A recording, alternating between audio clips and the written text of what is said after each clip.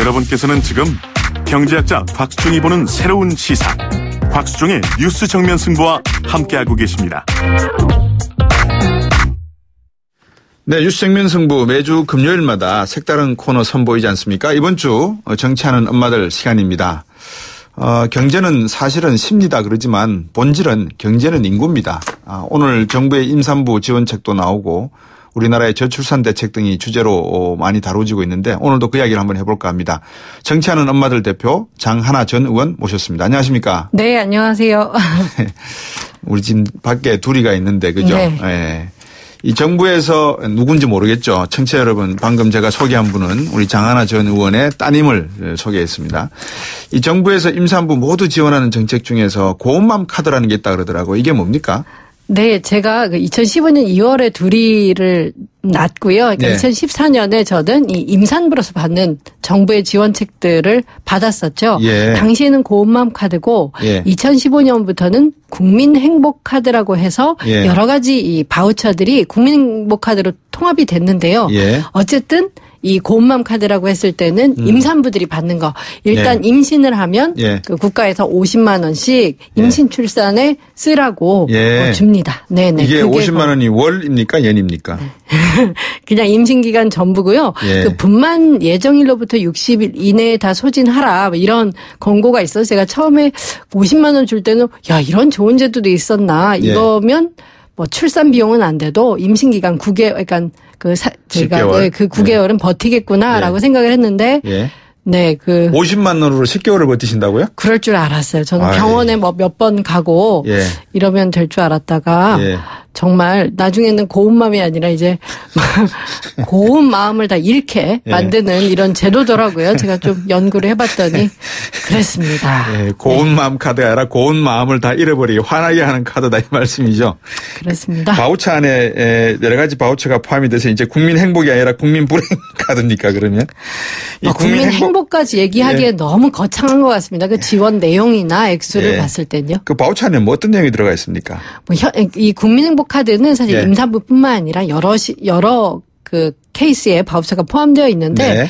그 고운맘 카드 얘기를 뭐 좀 드려보면은 예, 주시죠. 네네. 이 50만 원을 가지고 예.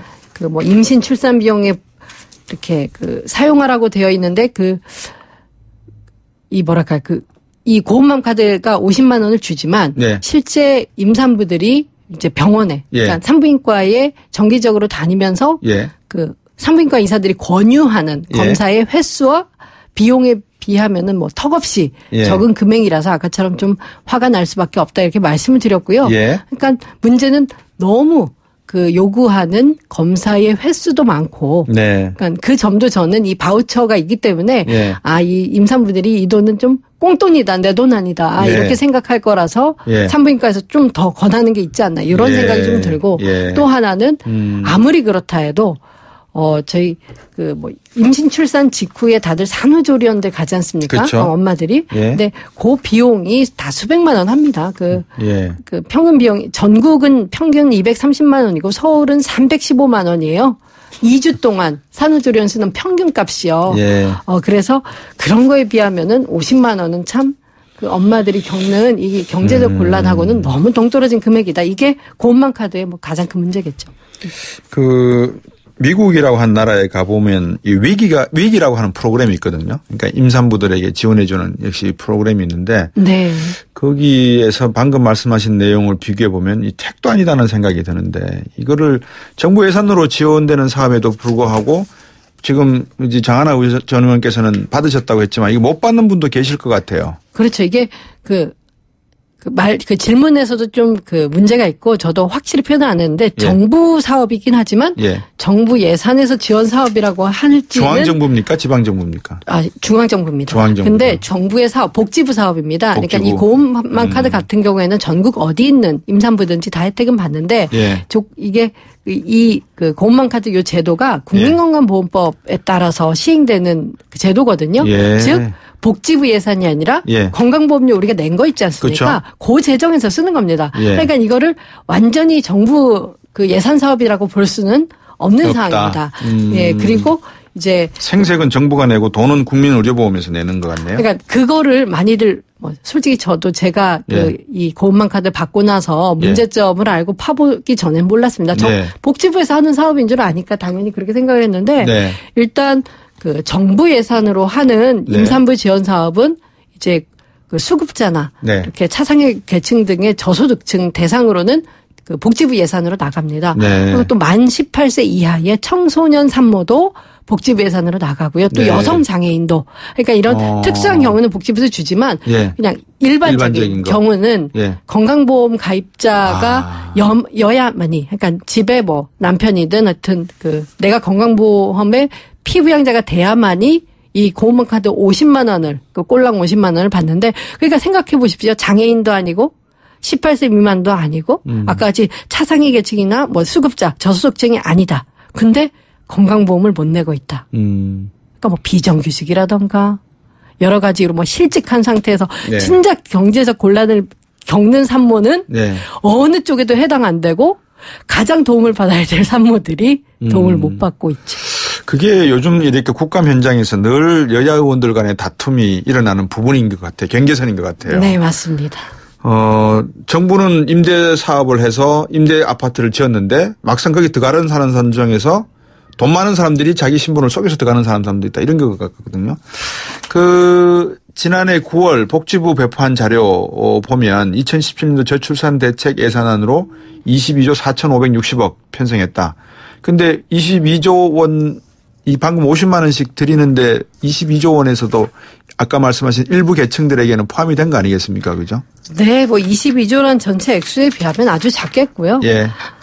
네, 하여튼 이 22조를 보면 일단 저희 보기엔 이게 무슨 저출산 대책 예산이냐 할 정도로 네. 저출산에 많은 공을 들이는 것처럼 상당히 부풀리기를 해놨습니다. 출산율이 1.3%인가 그렇잖아요, 지금. 그러니까 전 세계 지금 뭐 최저 상황에서 계속 벗어나지 못하는데 이 22조가 정말 다 저출산에 쓰인 건 아니고 이제 뭐 여러 가지 일자리 대책이라든가 또 그 국가에서 지원하는 어떤 주택 정책 이런 것들을 다 포함해서 이 모든 게 어쨌든 간접적으로 광범위하게는 다 저출산에 영향을 준다고 해서 크게 잡아만 놨고요.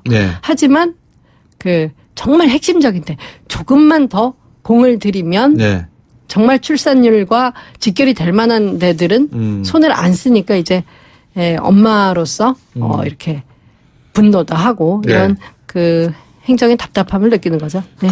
이제 여기까지 말씀을 한번 정리를 해볼게요. 그러면 장하나 의원께서 보시기에 임산, 출산, 산후조리까지 전부 다 필요한 비용은 어느 정도 된다라고 보시는 겁니까?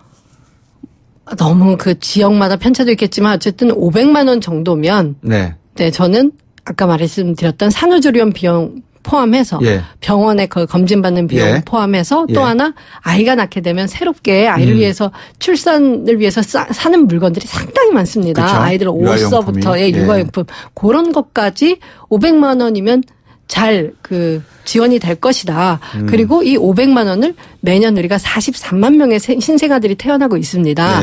곱해보면 2조 정도 듭니다. 그렇네요. 그러니까 이 저출산 대책이라고 22조 쓰는데 그중에 10%만 이렇게 확실히 지원을 해도 우리가 뭐 프랑스나 영국이나 스웨덴 같은 국가들은 뭐 당연히 모든 검진들이 무료고 그러거든요. 초음파도 다 무료로 받고 있는데 그렇습니다. 기조가 돈이 없어서 출산을 망설이는 일은 없도록 하겠다라는 게 프랑스의 정책 기조입니다.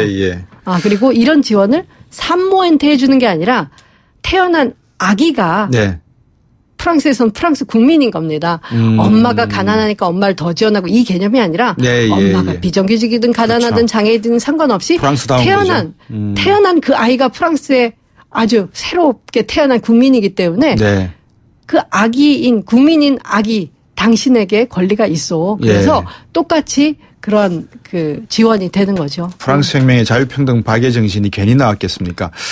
방금 말씀하신 내용 약 500만 원. 그래서 제가 월 50만 원입니까 여쭤봤던 이유도 거기 있습니다. 한 500만 원 정도까지는 돼야지 뭐 임신, 출산, 산후조리까지 되지 않겠는가. 근데 만약에 여기 이제 미시적으로 좀 더 자세히 한번 따고 들어가 볼게요.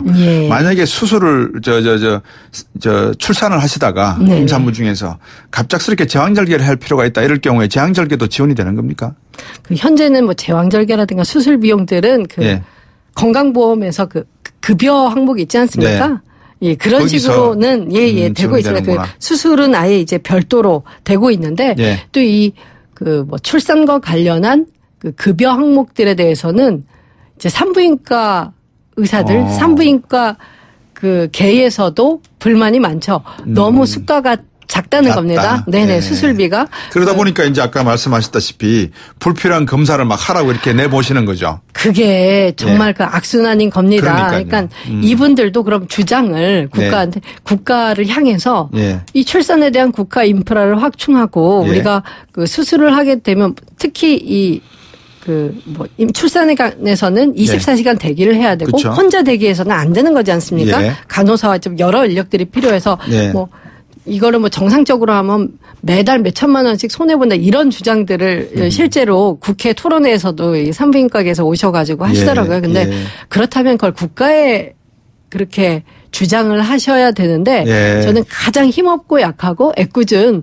산모들이 이 희생양이 되는 거죠. 그래서 제가 여기에 대해서도 복지부에 대한민국 산모들이 얼마나 이 초음파 검사를 많이 받고 있는지 거기에 들어가는 비용이 좀 알고 싶고 솔직히 2008년에 요 고음만 카드 제도가 시작됐기 때문에 그 전후를 좀 비교해 보고 싶었습니다. 실제로 엄마들한테 이게 꽁돈 그나마 50만 원이 생기니까 좀 그 병원에서도 검사를 더 많이 하게 된 게 아닌가. 근데 복지부 답변이 더 황당한 게 데이터를 갖고 있지 않다는 겁니다. 왜냐하면 초음파가 재작년까지인가는 비급여였습니다. 그러니까 7만 원짜리 검사면은 7만 원을 내는 거고요. 그 정가가 없고 7만 원이다 8만 원이다는 시세지 산부인과에서 정하기 나름인 가격이었습니다. 급여 항목이 되면 그 검사에 대한 비용이 그래도 이 국가에서 그렇죠. 정하는 그 기준 금액이 생기는데 그게 없어서 자기들은 비급여 항목에 대해서 시중에서 얼마의 가격이 얼마나 이 산모들이 그 검사를 받았는지 알지 못한다라고 해서 저도 뭐 그 더 이상 파고들진 못했는데 그 정도로 이 뭐 저출산을 위해서 돈을 22조 쓴다는 정부가 산모들이 겪는 아주 단순한 그 경제적인 뭐 어떤 곤란이라든가 비용이라든가 이런 문제는 데이터조차 가지고 있지 않다고 하니까 당연히 이 50만 원 주고 뭐 다 하는 것처럼 그 스스로 그 착오를 할 수밖에 없는 상황이 아닌가. 현실을 너무 모른다. 이런 얘기 드리고 싶습니다. 나라 전체가 성장, 발전, 돈 하고 있기 때문에 새롭게 태어나는 뱃속에 있는 산모의 뱃속에 있는 그 생명에 대해서 프랑스는 그것을 생명으로 보지만 우리나라에서는 그거를 마치 돈으로 보고 있는 건 아닌지 과연 그런 인식 구조를 가지고서 무슨 성장을 하고 무슨 발전을 하고 무슨 가치를 만들어낼지 그러고서 어떻게 4차 산업혁명을 할지 참 고민스러운 대목이네요. 방금 말씀 듣고 보니까. 청취자분이 보내주신 문자에 이런 내용이 있습니다. 8486번님 두 아이를 키우는데 지금 다둥이 카드도 문제가 있습니다라고 하셨어요. 한 명도 안 낳았는데 3명이 다둥이입니까? 뭐 이렇게 이야기하셨습니다. 이게 다둥이 카드라고 또 따로 있는 모양이죠? 그런데요. 제가 거기까지는 지금 저도 아직 다둥이를 못 낳아서 그런데 지금 한 명도 못 낳는데 그러니까. 3명이 다둥이냐 이 말은 그 다둥이 지원도 생색만 내고 그렇죠. 부족하다 이 말씀인 거죠. 그 보통 조사해 보시니까 임산부 초음파 검사 횟수를 몇 번 요구하는가요? 그게 국가에서 데이터를 가지고 있지 않다는 거를 제가 보건복지부에 뭐 데이터가 없다 그랬으니까. 없다고 했는데. 장하나 의원께서 그냥 물러서실 분 아니잖아요. 건강보험공단 산하에 건강보험정책연구원이라는 그 내부의 연구기관이 있어서요. 거기에서 그 조사를 했더라고요. 2015년이니까 좀 최근 자료인데 대한민국 임산부들이 평균 7.5회 초음파 검사를 한다고 해요. 이게 7.5회. 도시 그러니까 도농의 차이가 좀 클 겁니다. 있겠죠. 그러니까 농촌에서는 오히려 검사를 하고 싶어도 검사할 데가 없고 심지어 어디서 하겠습니까? 출산을 할 곳이 없어서 정말 그 가까운데 출산할 수 있는 병원이 없는 경우가 한국이 좀 많거든요. 그런 분들한테 지금 알아서 해결하라고 고음만 카드를 이제 20만 원을 더 주는 그런 또 20만 원 갖고 어디 가서 애를 알아는 거죠. 어쨌든 요 7.5회인데 뭐 저는 10회 이상 했고요. 저는 그 노산이라는 이유로 그렇죠. 그 아이 뭐 초음파 검사, 기형아 검사, 양수 검사 여러 가지 다 강권을 받았고 근데 이게 다른 나라랑 좀 비교를 해야 좀 와닿으실 것 같아요. 말했던 그 프랑스의 경우에는 초음파 검사는 3번, 임신 기간에 3개월에 한 번씩 3번 받고요. 네. 영국의 경우에는 그 2번만 초음파 검사를 받고 나머지들은 초음파 검사 외에 네. 이렇게 청진기로 아이 심장 소리 들어본다던가 이런 그 간호사나 이 주치의들이 예. 그 관리를 합니다. 그러니까 초음파를 그렇게 많이 하지 않아요. 그러니까 한국이 그러니까 막 2배, 3배 수가 되죠. 예. 하고 더 놀라운 것은 그 스웨덴이란 나라는 네. 그 세이브 더 칠드런이라는 국제적인 그 시민 단체에서 예. 전 세계 146개국을 대상으로 엄마 아동이 가장 행복한 나라에서 1위를 뽑혔거든요. 근데 그 스웨덴은 초음파 검사를 한 번 합니다. 네. 이유는 이 초음파 검사와 네. 그 산모 그리고 아이의 건강 뭐 생명 이런 것들이 크게 유의미한 결과가 없다고 판단을 내려서 국가에서 예. 초음파를 그냥 1회만 하고요. 근데 이 스웨덴은 그 모성 사망비라고 해서 그 임신 출산 도중에 사망하는 비율도 전 세계에서 제일 작아요. 네. 하니까 한국이 이렇게 그럼 초음파 검사를 7, 8번 막 10번 해서 아이들이 정말 그렇게 사망률이 그렇죠. 사지에서 돌아오는지를 봤을 때는 전혀 그렇지 못하다는 겁니다. 제 기억 속에 우리 큰애가 초음파 받은 게 한 번으로 기억하고 있습니다. 미국에서. 그러시죠. 예, 저 공부할 때니까요. 네. 저출산 대책은 심각한 문제이긴 하지만 장기적 관점에서 대책 마련은 해야 되지 않겠습니까? 그죠?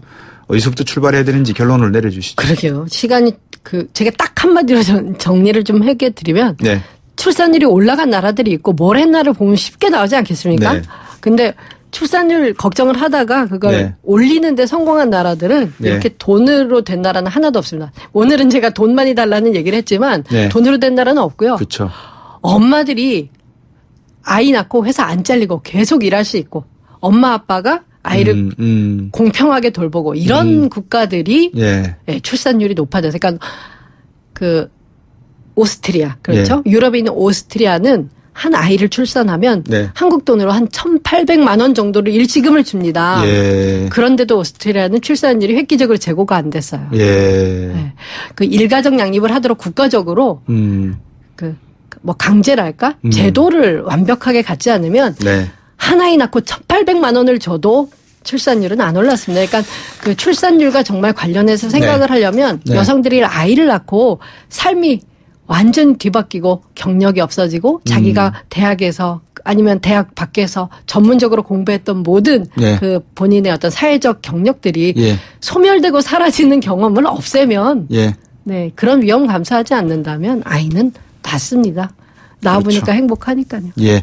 무슨 말씀인지 충분히 이해가 되겠습니다. 앞에서 제가 말씀드렸지만 생명을 아이와 엄마의 생명을 존중하는 그래서 정말 사람을 사랑하는 그런 사회가 되어야지만 그거를 돈과 바꾸지 않는 그런 의식과 가치를 가져야지만 행복한 사회가 되지 않나 생각이 듭니다. 오늘 말씀 잘 들었습니다. 네, 감사합니다. 네. 정치하는 엄마들 대표 장하나 의원이었습니다. YTN뉴스 FM 오늘 준비한 내용 여기까지입니다. 다음 주 월요일 뵙겠습니다. 고맙습니다.